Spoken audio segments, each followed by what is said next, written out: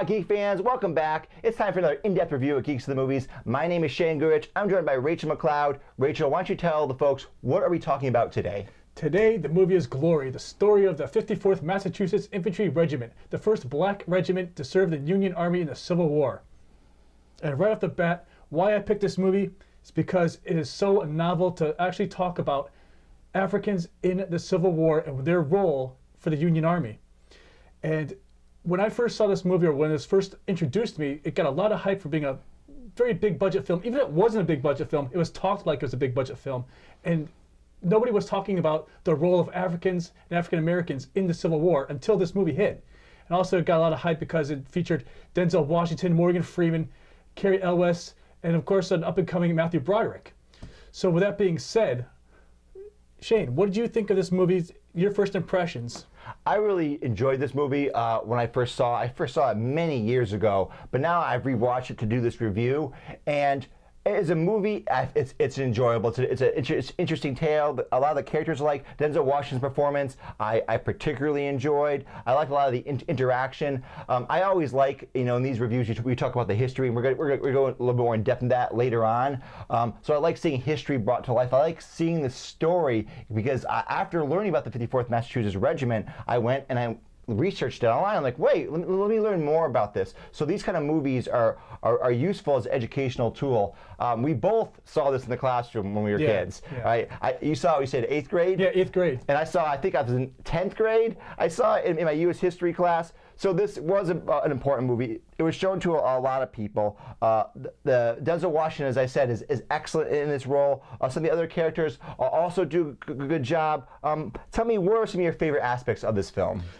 I think the thing I liked most about the film was that it was based on the letters of Robert Gould Shaw to his mother, plus a couple books. A couple books, yep. And I like the narrative pace of this, where in some cases, as a preemptive to some of the scenes, we get some of the narrative from Robert Gould Shaw to his mother, as if he's reading the letters to his mother in the backdrop. And I like the pacing of the film. It gives us a nice flow to where we get character development. We get introduced to the characters, and as they're introduced, we learn something about them. They're usually not just thrown on the screen. You immediately pick something up about them. One of the things this movie uses is, instead of focusing on actual individual members of the 54th, they kind of use stereotypes of the kind of people that would have joined, and each of these people are very well defined. There's, for example, Thomas Searles, who's played by Mathew Broderick, who plays this free black man who obviously has at least some wealth and some education. Oh, yeah. And they contrast him with Denzel Washington's character, who is an escaped slave. And then you have Morgan Freeman, who's playing the wise old man, who's also an escaped slave. We're going to talk more about the composition of the regiment in a moment. But so the characters are introduced, and they're all given a flavor that you immediately latch onto. The drill sergeant, the Irish drill sergeant. Yeah. As soon as you see him, the first scene you see him in, you're like, okay, I understand who this character is. I understand what they're trying to show me here. Right. Yeah, this movie doesn't really give you too many surprises, too many twists. And again, I like the pacing of the movie in that you have the time to know these characters, identify with them, and know their type, know their theme, know their motivations for being where they're at. So like I said, no surprises, no twists. That's what made me feel very engrossed in this film. I didn't have to work up to this film or educate myself too much to where I had to kind of figure and piece apart this movie. So in that case, that was one of its strengths. Yes, it also is a little bit formulaic in that sense, though, because as a war movie, I've seen this before. I've seen it in Full Metal Jacket, for example. The first half of the movie is they're in training. They're talking about war. They're about to go to war. What's going to happen? And there's their various trials and tribulations. And in the second half of the movie, they're at war. Right. Really, they're in the field. They're not necessarily at war, because that was one of the problems the 54th have. Was once they actually got into the field, is what commander will actually order them into battle. They're given remedial duties, physical labor, dig a ditch, chop Right. some trees down. You know, they're hesitant to let these soldiers into battle. What's going to happen? Are these black people actually going to fight? Oh no, I don't know. I think they're probably cowards. I doubt they're going to fight. They'll probably just run. So it was unknown at the time, and they stressed that in the movies, and they also stressed that the people in the regiment, they wanted to fight. Yeah. I mean, they were there for their own personal reasons. They were there because they supported obviously the ending of slavery. This thing's an abominable institution. So they're there for their own reasons, and they're like, hey, we're here. We want to do this. So it's a very strong personal story about people wanting to fight to help their fellow men, help their fellow Africans in slavery. Right. I think, for me, the first part of the movie says the most, because here's where we get to see all the issues that surround forming an all-black regiment. We get to deal with the discrimination, the persecution, the lack of respect they get from fellow white soldiers who are on the same side as them. We also get to see the logistical issues. What does it take to give this regiment supplies? What does it take to deal with a quartermaster? What does it take to deal with a bureaucracy? No one wants to help these people. Or the attitudes, just the Right. attitudes of their fellow soldiers. Exactly. So we see that all overcome in the film. But now I want to talk a little bit about some of the historicity of the film. How accurate does it really depict this time period and the people in it? Right. So you wanted me to specifically touch on the battlefield. Right. There's a number of battles in the movie. They often use in this film. They rely heavily actually on reenactors. These are people in living history groups. They are weekend warriors. They're hobbyists. Often these people are very good at what they do, and they're very accurate in their gear. But they're free labor essentially. Right. I've actually done reenacting where they had a film crew brought in. We didn't get paid. It's just we're at an event and you got your film crew there and you can use that footage. And this is both a plus and a con. So it's a plus in the sense that reenactors, you know they're going to get the uniforms right. I mean, to get into these groups, these are 501(c) groups. There's standards. To get into the major organizations, you have to pass certain inspections. So that they do a great job with the history and the uniforms and the clothing. But I also noticed, because this movie, regardless of how it was hyped, it wasn't a big budget movie. You see right in the first battle. They're at Antietam, which is, if you don't know what the Battle of Antietam is, there's a major battle in the Civil War. There's a huge conflict. And they didn't have the budget to show this conflict, clearly. I mean, they show a lot of close-up shots of Mathew Broderick. They're clearly, it's a lot of reenactors are doing the performance. For example, you see cannons shooting, but there's no recoil. It's laughable. So the battle, my biggest problem with the battle scenes here is, also it's PG-13, right, is you don't get the grittiness and the brutality of a Civil War battle. I thought they gave you a taste of that in that first battle at Antietam. They show a guy briefly get his head blown off. They show some other bloody stuff, and that's the war. That's war. Civil War was brutal. It was hellish. And then in subsequent battles, you don't really get that feeling. In the first major battle they actually have, where they're fighting hand to hand. Right. Their first firing line in the South Carolina battle, I think they're in an island off South Carolina, fixed bayonets, and they're setting up a firing line. They get into melee combat with the oncoming Confederates. To me, that seemed more real. See that to me, where I felt like this is not real, because it wasn't the violence that you'd see. If you look at a movie like Saving Private Ryan. Okay. Saving Private Ryan, there's a scene at the very beginning of D-Day where they're storming the beach at Normandy.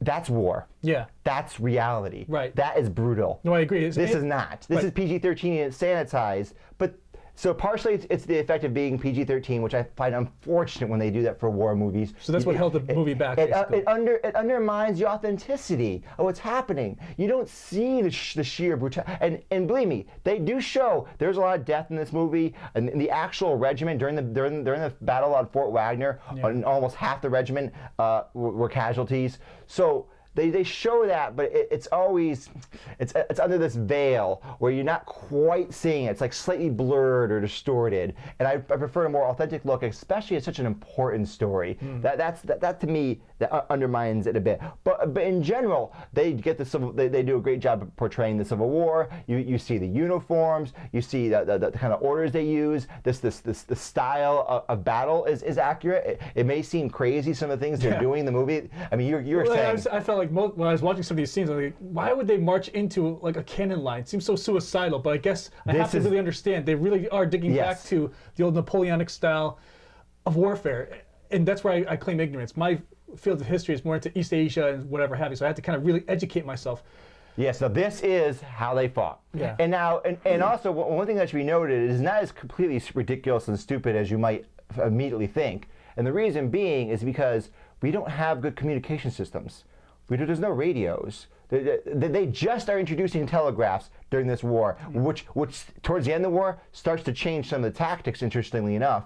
But if you don't have good lines of communication, you have to put your men in simple blocks, in simple file and column, just to be able to command these huge numbers of men. Right. You have to have a way to do that. And before the Civil War came about, and they had all this brutal weaponry, which is another thing that's undermined by the PG-13 rating, you don't see how more the casualty rate for the Civil War, for example, was much higher than the casualty rate for the American Revolutionary War. Right. So because of this increase in firepower, but they're using the same tactics. But let's move past the battlefield. What was another thing that you wanted to talk about? Well, in watching this movie, I was kind of like stumped on what the real meaning of this film was. And what I mean by that is, I was beginning to wonder if this was more about a story about Robert Gould Shaw and his personal quest for glory, or if it really was about the 54th Massachusetts Regiment and their stories and their goals and their motivations. I felt kind of torn because it seemed like a lot of energy was spent telling Robert Gould Shaw's story more so than the 54th story. I don't know if you felt similar, but... So, one thing about this film, I don't think it's aged well. I think it's a product of its time, and I say that for a few reasons. One, and this is, I feel, a slightly unfair criticism, but I can't get past it, is Morgan Freeman's portrayal as Sergeant Major John Rawlins. He's Morgan Freeman. Yeah. He's the guy that gives speeches, and they sound good, and he has a certain cadence and a certain pacing, and he's giving this lecture to Denzel Washington at one point. And at the time, I'd probably be like, yeah! But now, I've seen Morgan Freeman do that over and over again. Right. Another aspect is, and they still do this today, but I'm hoping we're slowly moving away from that, is the great white savior. Oh, yeah. I would much prefer, like you asked about Robert Gould Shaw, his personal quest for glory. I don't want that. It seems so obvious to me because... That's not what I want, though. Right, and neither do I, because it seems so obvious to me that, there's some key moments when... during the early first half of the movie, here's Robert Gould Shaw. He's like, I want to train these men. I want to get them prepared for war. That makes sense. But, okay, what's the other side of that story? It can't all be just about him on his high horse having chit-chats with his major about how he doesn't get the idealism behind what he's doing. I don't care so much about his idealism. I want to know, what did the 54th Regiment feel about their commanding officer? What did they feel about combat? What did they feel about their struggle to be respected as soldiers surrounded by white officers? What was their experience like as either former slaves or fugitive slaves or as free black men with the opportunity to now be a part of a civil war, which would be a major milestone in their lives and in the movement for equality? And they do give you that. I just feel that they also give you too much Robert Gould Shaw. Yeah. And I understand the context of the time in 1989. This just makes sense that they would do this. It's the same with portrayals of Native Americans. In the early 90s, we got a lot of movies about Native Americans, like Dance with Wolves, Lost of the Mohicans, that portrayed Native people in a more positive and more realistic light, but they always still had the great white savior. They had to have that white lead, and here, that's what Mathew Broderick is playing. He's playing that white lead, and to me, it doesn't age well. And I also find just awkward Mathew Broderick's just his personal code of honor. To me, it's kind of reprehensible. During the very last battle, Battle of Fort Wagner, him and a number of other colonels and a general are going over the battle plan, and he volunteers his troops. We'll lead the vanguard. We'll be the first regiment. That's the most dangerous position you can be in. Right. That's the one that's going to have heavy casualties. Especially after he goes through a litany of all the things that are wrong with this whole plan. It's like, we've been bombarding this fort for 4 strong days with a Navy bombardment. We got cannons on this side. We got cannons firing at us. Oh, by the way, there's a narrow strip of sand that you need to march in single file like into this. It's like, gee, instant death suicide mission? Sign us up. Right. In addition to that, though, why would you want to willingly do that? So here's 2 problems. One is, again, that mindset was common at the time. It was an honor to do this. Right. It's long. They used to call it in the British infantry the forlorn hope. So this was long an honor, and if your regiment managed to actually overcome it, you did win personal glory in some sense. But as a modern person, it's a little difficult to get that. But more importantly, I think, is the commander, the general specifically points out, your troops aren't rested. They just had a battle 2 days ago, and now they've been marching or whatever, and they have not had a chance to sleep. Right. That's a tactical issue now. Yeah. So that bothers me. Yeah. But but these are all these are really minor things. What did you think? Let's move on a bit. I want to talk about the composition of the regiment, about the people that were in it. In the movie, it gives you a bit of a false impression because we're focused on one little mess tent. There's 5 people, but the German boy they never talks. Yeah. So the 4 people they have, Morgan Freeman's character, Denzel Washington's character, and the other 2 folks, 3 of them are former slaves and 1 is a freedman. But in reality, 75% of the 54th Massachusetts Regiment, they were actually freedmen of color that came from Massachusetts and some of the surrounding northern states. Only a minority of the regiment were actually ex or former slaves. So they kind of twisted a bit. I think they probably make it more emotionally satisfying for the audience, I'm guessing. That bothers me a bit. I wish they would portray things as they were, because there were a number of ex-slaves, and 25% is still a considerable amount, and they could have shown that. What did you think about that? I think maybe they were trying to ramp up our emotional attachment to these 4 characters and say, well, they have so much at stake. Former slaves, if they lose, they're going to go back to slavery. It's like, but if that's not a true reflection of the whole regiment, it's kind of a misleading message that you're setting. I mean, the stakes may not be as high for others. I mean, at least they're fighting for their respect as human beings, but then you're going to ramp up and add another element to it. They're not just fighting for respect, now they're fighting for freedom. They're fighting for, for their families who might be left behind in this. We don't know the whole full picture. We only get maybe a sampling of it. Right, they're giving you types in the movie. So the people have different motivations. For example, Morgan Freeman's character, he was a gravedigger. Yeah. And he saw all these people dying. He's like, they're all dying, and they're dying for me, right? Because he was an ex-slave. So he's like, well, maybe I should join because of that. Denzel Washington seems just to be in for himself. He's like, was an angry. He's angry. He's a lot of anger, and I want to take it out. Mathew Broderick's character, he is a freed black man who's like, you know what? I'm going to do my duty for my country. Right. I grew up, my dad was free. I come from a line of free people. I should fight for this. I think, though, with his character, Thomas Searles, I think he actually kind of was attached to the idea of his friend, Robert Gould Shaw, is going to be the commanding officer. So I thought, well, gee, I owe it to my friend to be the first volunteer. Yes. And I feel like I owe it to my friend to be a part of this movement that we're in.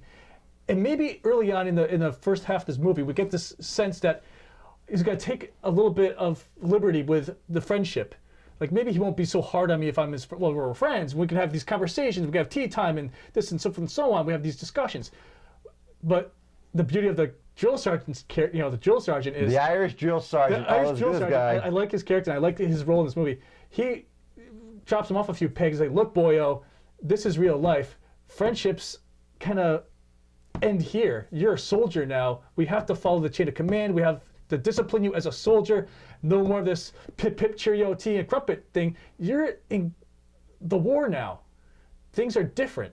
And I love that transition throughout this movie. It's one of the pluses of this movie is with this character, with Thomas Searles, we see a major transition. And we do see a transition with Denzel Washington's character as well, which brings me to another topic. Character development, I think, was fantastic in this movie, especially with Denzel Washington's character and with Thomas Searles, or Andre Braugher's character. Transition. I thought we probably have already covered this in the beginning, but like as we said before, they introduce a character and they immediately make him recognizable. For example, they're very distinctive looking. That's another thing. So Thomas Searles' character, he's dressed nicely. Denzel Washington is dressed another way. Obviously, Mathew Broderick is always dressed in finery. Right. You just by visually, this is good filmmaking when you can identify a character visually, and then they say a few lines. Their style of speech is it me? I mean, there's one character who's a little slow. Right. Like, you know, he It's has some- Jupiter Sharks. Yes, and so you immediately go, oh, I understand. Okay, he's poorly educated. He's illiterate. He has a bit of a stutter. Right, but you get it right away. Right away, you catch all that. That's excellent filmmaking because it defines the Irish drill sergeant. You know right away what's And happening. Even if they don't have like very long scenes, what time they have on film is memorable. Yes.